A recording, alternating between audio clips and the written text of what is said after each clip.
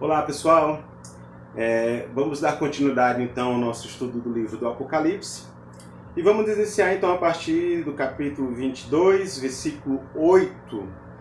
Versículo 8 então do capítulo 22 do Apocalipse diz: Eu, João, sou aquele que ouviu e viu estas coisas, tendo-as ouvido e visto, caí aos pés do anjo que me mostrou tudo aquilo para mim, para adorá-lo. Quando olhamos para esse verso nos coloca diante de uma realidade muito assustadora. Porque quando você olha para a vida de João, quando ele recebe a revelação do Apocalipse, ele já estava bem velhinho, mas João ele conhece ao Senhor, ele muito jovem ainda, e ele se converte a Cristo, ele passa a andar com Cristo, né, na sua jornada. E certamente uma das lições que João havia aprendido com Jesus é que a idolatria é pecado. E João, inclusive, vai falar sobre isso em suas cartas. Porém, quando você olha aqui para este verso, João, ele acabou caindo exatamente numa coisa que ele havia condenado em sua vida, que ele sabia que era errado. João esqueceu, portanto, de tudo aquilo que ele havia aprendido em Jesus e se curvou diante do anjo. E aí vem uma reflexão interessante neste verso, porque existe um perigo que ronda as nossas vidas. Uma pessoa ela pode passar toda uma vida servindo ao Senhor, pode passar toda uma vida andando com Cristo, e num dado ponto de sua história, ela vem se curvar a algo, um ídolo, alguma coisa, um contexto de sua vida, e esquecer daquilo que ela aprendeu, que Jesus é o primeiro e único na sua vida. Assim como acontece com o anjo aqui, que se curvou, portanto, diante de um anjo. Existem pessoas que acabam se curvando diante da carreira profissional, diante dos filhos, se curva ao marido, à esposa, às regalias da vida, ao prazer, e esquece que Jesus é o primeiro e único, assim como João também esqueceu aqui no texto. Jesus era o primeiro e único na vida de João. Nesse dado ponto, quando ele viu o anjo, ele se prostra diante do anjo. E aí vem então uma reflexão importante. Porque se João, um dos maiores apóstolos, João, chamado de o apóstolo do amor, teve esse momento de fraqueza, viveu essa queda na vida, quem somos nós para acharmos que não podemos cair também? É por isso que a Bíblia diz que nós temos que vigiar o tempo inteiro. É por isso que o apóstolo Paulo disse àquele que está de pé, cuida para que não caia. Porque a chance de cair é altíssima para qualquer pessoa. Então temos que ter isso em mente, que se João, o apóstolo João, teve um vacilo na sua vida, qualquer um dos que estão aqui também pode viver uma situação semelhante. Versículo 9, Apocalipse 22, diz: Mas ele me disse, não faça isso, sou servo como você e seus irmãos, os profetas, e como os que guardam as palavras deste livro, adore a Deus. O anjo chama João então à sobriedade da fé. E seria muito bom que cada cristão que errasse, cada cristão que desse um vacilo, de qualquer natureza, ao ser exortado por alguém, também pudesse voltar à sobriedade da fé. Infelizmente, muitas são as pessoas que têm uma mente cauterizada, que quando alguém vai exortar, que quando alguém vai repreender, chamar a sobriedade, a pessoa acha ruim, a pessoa briga, a pessoa não aceita a repreensão, ela fica rebatendo, e ela passa a viver o engano como se fosse uma verdade. Ela está errada, mas quer acreditar que está certa. João, aqui no versículo 9, ele volta à sobriedade. Ele errou no versículo 8, ele se curvou diante do anjo, mas quando o anjo repreendeu aqui no versículo 9, então ele se volta para Jesus. Versículo 10 diz: Então me disse, não cele as palavras da profecia deste livro, pois o tempo está próximo. Então o anjo diz para João que ele não deveria selar as palavras do livro. E podemos aplicar isso a toda a Escritura Sagrada. Não podemos selar. A Bíblia é um livro que não pode estar fechado. Ela tem que estar aberta para todas as pessoas. Ela tem que ser consultada por todas as pessoas. Ela tem que beneficiar todas as pessoas. A Bíblia é um livro aberto para qualquer pessoa. Só que não é uma questão de apenas ler a Bíblia. Eu já até relatei para vocês de uma pessoa que tive a oportunidade de conhecer, que segundo ela, já tinha lido a Bíblia toda, por completo, 3 vezes. E aí, quando você olhava para a vida daquela pessoa, ela não tinha nada a ver com Deus, apesar de ter lido a Bíblia todinha, completa, 3 vezes. Porque não é uma questão só de ler a Bíblia, né? Você tem que ler, tem que estudar, tem que refletir e tem que permitir que o conteúdo que você refletiu transforme a sua vida. Então não é apenas ler, mas é permitir que aquilo que você leu transforme você através da ação do Espírito Santo. Melhor é ter lido um único livro da Bíblia, mas aquilo que você leu ter transformado você. Claro que nós encorajamos todo e qualquer cristão a ler toda a Bíblia. Uma vez, duas, três, enfim, quantas vezes for necessária. Mas é ler permitindo que seja trabalhado por aquilo que você leu. Versículo 11 diz: continue o injusto a praticar injustiça. Continue o imundo na imundícia. Continue o justo a praticar justiça. E continue o santo a santificar-se. E aqui no versículo 11 nós temos duas ordens que estão sendo dadas. A primeira diz que o injusto deve continuar na sua imundícia, deve continuar na sua vida de pecado, na sua vida de erro. E a segunda ordem diz que o santo deve então santificar-se. É claro que Deus não está querendo que o injusto continue na imundícia, que o injusto continue a fazer as coisas erradas. Porque a construção do verso aqui está no sentido de escolhas. Ou seja, aquele que escolheu o pecado, então siga no pecado. Mas aquele que escolheu a vida santa, então siga na vida de santidade. Então, quando olhamos para essas ordens dadas, ao que parece, o ímpio ele é alguém que é mais obediente do que o cristão. Isso porque o ímpio ele está ali fazendo aquilo que agrada a ele. Ele está no pecado, né? Já que continua no pecado, então ele continua no pecado. Mas quando você olha para a vida do crente, do cristão, aquele que deveria viver uma vida santa, esse nem sempre obedece o que o texto está dizendo. Nem sempre esse se sujeita à vontade de Deus. Só que assim como o ímpio prontamente obedece para pecar, o cristão deveria prontamente obedecer para santificar. Devemos levar em conta que somos pessoas que foram salvas, regeneradas pelo Senhor, convertidas a Cristo. Logo, o Espírito Santo de Deus habita em nós e por isso nós temos total condição de viver a vontade de Deus.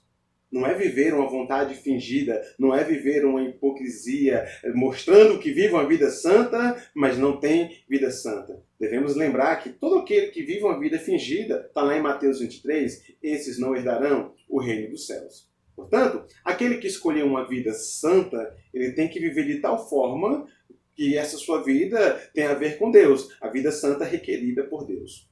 Vamos para o versículo 12, Apocalipse 22, verso 12, e diz: e eis que venho em breve.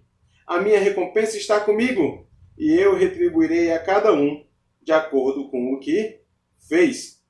Então nós temos aqui uma referência às recompensas, portanto, que serão dadas a cada um. E diz o texto que será dado de acordo com as obras de cada um. Uma coisa que nós temos certo em toda a Escritura é que a salvação não pode ser pelas obras. Ninguém jamais será salvo pelas obras que praticou. As boas obras não podem salvar ninguém. Mas as recompensas que você vai receber no céu têm a ver com as obras que você praticou.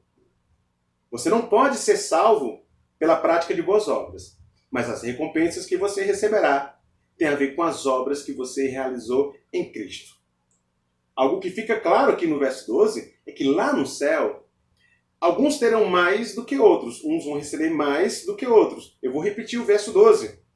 Eis que venho em breve, a minha recompensa está comigo, e eu retribuirei a cada um de acordo com o que fez. Ou seja, cada um receberá de acordo com aquilo que fez. Ou seja, uns terão mais e outros terão menos. Uns praticaram mais, uns viveram mais a fé, outros viveram menos. Versículo 13 a 15 diz: eu sou o Alfa e o Ômega, o primeiro e o último, o princípio e o fim. Felizes os que lavam as suas vestes para que tenham direito à árvore da vida e possam entrar na cidade pelas portas. Fora ficam os cães, os que praticam feitiçaria, os que cometem imoralidades sexuais, os assassinos, os idólatras e todos os que amam e praticam a mentira. Temos então aqui dois grupos que são citados nesse texto. Tem um grupo daqueles que vão viver eternamente com Deus e temos também o grupo daqueles que vão viver eternamente sem Deus. Quando você olha para o primeiro grupo, diz o texto aí que eles têm a bem-aventurança, o primeiro grupo tem a bem-aventurança daqueles que lavaram suas vestes o sangue do Cordeiro. Mas quando você olha para o segundo grupo, aí vem então uma maldição para o segundo grupo, né? Aqueles que vão ser condenados. E diz o texto que fora ficam os cães, os feiticeiros, os impuros, assassinos, idólatras e todos que praticam mentira. É interessante notar que o grupo dos salvos que foram citados aí, eles não foram citados por suas práticas de justiça. Não foram salvos porque praticaram alguma coisa boa. Mas quando você olha para o grupo dos perdidos, eles são citados por suas práticas de injustiça. E aí podemos aprender uma coisa interessante. Os salvos, como já foi dito, não são citados pelas práticas de justiça, não são salvos pelas práticas de injustiça. Mas o ímpio, aquele que vai ser condenado, ele é condenado por causa de suas práticas de injustiça. O cristão, ele será salvo porque apenas lavou as suas vestes do sangue do Cordeiro. Mas o perdido, ele está perdido por causa de suas práticas. O salvo não é salvo pelos seus méritos, mas o perdido ele está perdido por causa dos seus méritos. E aí diz aí o verso, ele vai falar sobre os cães. Quando se fala os cães aí no verso, tem algumas interpretações. E tem uma que eu acho bem interessante, o cão mostrado como alguém covarde, é um sentido de covarde, é um sentido daquele que volta atrás. Se você pegar, por exemplo, 2 Pedro, capítulo 2, versículo 22, diz assim: deste modo, sobreveio-os o que por um verdadeiro provérbio se diz: o cão voltou ao seu próprio vômito, e a porca lavada ao esponjadouro de lama. Ou seja, Pedro ele está falando de um cão que vomitou, e alguém pegou esse cão, deu um banho, o cão estava fedido, estava sujo de vômito, deu um banho, botou uma comidinha gostosa. Mas num dado momento, o cão que estava limpinho, estava cheiroso, voltou ao próprio vômito, voltou a comer algo que não prestava, voltou a se sujar no próprio vômito. E claro que Pedro não está falando de cachorro, de cão, mas está falando de pessoas. Aquela pessoa que passou um tempo na igreja, aquela pessoa que mostrou que foi mudada em alguns aspectos, passou um tempo na caminhada, ela foi limpa, portanto, demonstrou mudanças na sua vida, só que depois de um tempo, essa pessoa não aguentou mais. Então ela voltou à antiga vida, ela voltou às práticas antigas. É o cão que voltou então ao próprio vômito, voltou então a comer a sujeira, voltou então à podridão da vida. São pessoas que passaram um tempo na fé, mas elas abandonam a fé, elas começam a seguir então um outro caminho que nada tem a ver com Cristo. São aqueles que apostataram da fé e passam a viver, portanto, numa vida de pecado. E é importante lembrar que a Bíblia trata de forma muito dura aqueles que conheceram a Cristo, que têm conhecimento sobre Deus, mas vivem uma vida sem Deus. Jesus ele vai dizer algo muito duro sobre aqueles que conhecem a verdade. Mateus capítulo 11, versículo 21 diz: ai de ti, Corazim, ai de ti, Betsaida, porque se os milagres que entre vós foram realizados tivessem sido feitos em Tiro e Sidom, há muito que elas se teriam arrependido, vestindo roupas de saco e cobrindo-se de cinzas. Então, Jesus vai falar dessas cidades aqui que tiveram conhecimento sobre Jesus, que aprenderam sobre Jesus, que souberam sobre Jesus, mas não viveram o conhecimento que tiveram de Jesus. Então ele diz: ai dessas cidades, ai daquele que conhece Jesus, que sabe quem é Jesus, mas ele se comporta como um cão, ele volta à vida de sujeira. É importante refletir também que voltar à vida de sujeira não é necessariamente sair da igreja, né? Existem muitas pessoas que estão na igreja, mas abandonaram a fé, mas abandonaram Jesus. Elas fazem até parte do rol de membros de uma igreja, ela tem comunhão com os membros daquela igreja, mas pode ser que ela tenha uma vida afastada de Cristo, uma vida sem comunhão com Deus. Ela é uma espécie de cão. O fato de estar numa igreja não quer dizer que ela está vivendo para Deus. Ela pode estar numa igreja, mas levando uma vida que não tenha nada a ver com Deus. E o verso também continua falando dos feiticeiros. Então, pessoas que queriam controlar todas as coisas através do misticismo. Pessoas que queriam tirar vantagem através dos astros, não confiaram a sua vida a Deus, mas tentaram viver uma vida manipulando todas as coisas fora da vontade de Deus. Também o texto vai falar sobre os impuros, né? E nós já refletimos sobre essa palavra em outros textos da Bíblia, né? Que tem a ver quanto à sexualidade. E vale lembrar que o único lugar que a Bíblia, então, ela autoriza para o sexo é o casamento. E tudo aquilo que é feito quanto ao sexo fora deste âmbito do casamento é pecado e fica fora do reino de Deus. O texto também fala sobre os assassinos. E aí nós já refletimos lá no Sermão do Monte sobre o que é ser um assassino. O assassino não é aquele que necessariamente tira a vida física de alguém. Porque existem muitas formas de matar uma pessoa sem você puxar o gatilho, sem você usar alguma espécie de arma, né? É possível matar uma pessoa no pensamento, no desejo. É possível matar uma pessoa sem praticar um ato físico contra alguém. E a Bíblia diz que aquele que mata alguém no desejo, na vontade, na mente, que mata através de palavras, é tão assassino quanto aquele que puxa um gatilho, que usa uma arma. E diz então o texto que os assassinos, portanto, ficam fora do reino dos céus. O texto também fala sobre os idólatras, né? Daqueles que praticam aquilo que o João praticou lá no versículo 8. E também fala sobre a mentira, todo aquele que ama e pratica a mentira, né? Aquele que vive a mentira como se fosse uma verdade.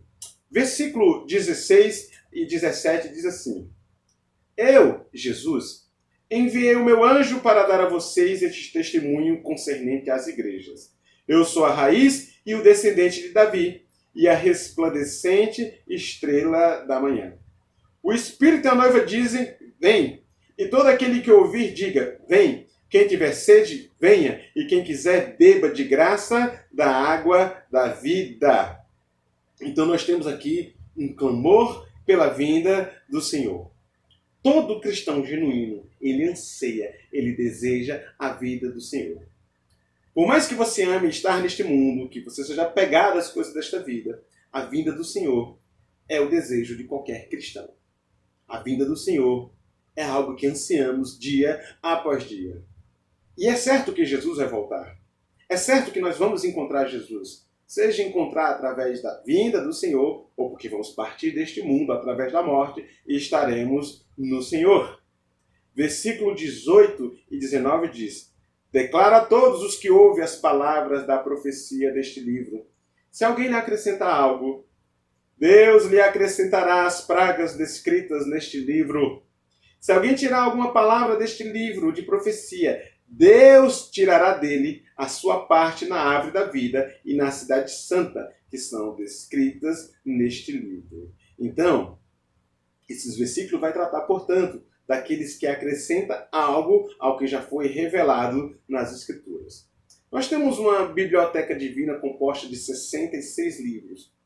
E a Bíblia é clara. Nós não precisamos de mais nada além daquilo que está revelado nas Escrituras. Portanto, qualquer esforço humano para acrescentar algo à revelação de Deus, como se fosse de Deus, é errado e sofrerá os juízos que são impostos aqui nestes versos. Jamais podemos aceitar qualquer revelação, qualquer ensino, como se fosse de Deus, mas que não estejam nas Escrituras Sagradas, porque Deus pune severamente os que fazem tais coisas.